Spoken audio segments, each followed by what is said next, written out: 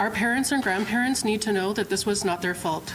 Indigenous organizations in Manitoba are calling on the federal government to commission a national inquiry into the 60's scoop and the removal of First Nations children from their parents and home communities.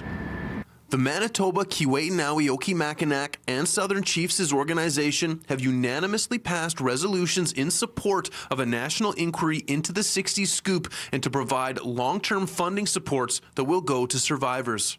It's important that Canada understands what happened to every single one of the children that were impacted by this, and until that's done, I think we haven't really done justice for Canadians and for all the children that were taken away from their homes. SCO Grand Chief Jerry Daniels says the 60's scoop was a continuation of ignorant policies designed by Canada to disrupt and destroy First Nations families and communities.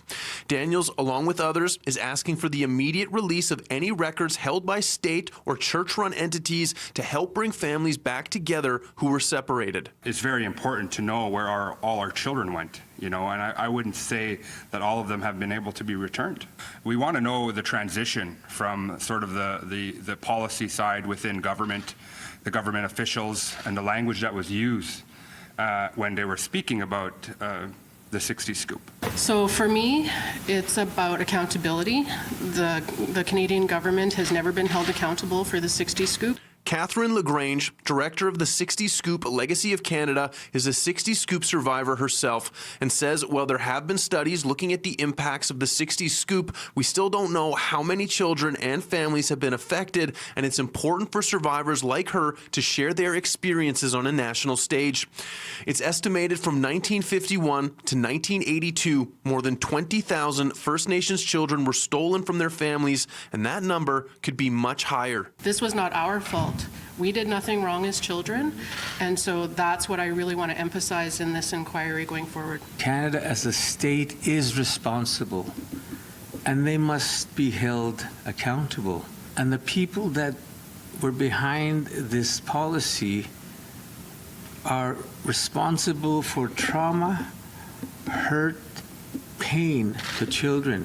MKO Grand Chief Garrison Settee supports a formal apology to survivors and their families and says it's now crucial we examine and document the experience of 60's Scoop survivors like Terry Starr, who wants to know why she was lied to about her parents and community not loving her, when in fact she says it was policy and political will of the time responsible for her being taken away from loved ones. Those questions need to be asked. Why? Why was that all right? Why was it okay? City News reached out to Crown Indigenous Relations and Northern Affairs, but they were unavailable for comment. As for Starr, she says the journey to rediscover her culture and family after being taken away from them has been very difficult. And where do you start and where do you go? Who do you ask?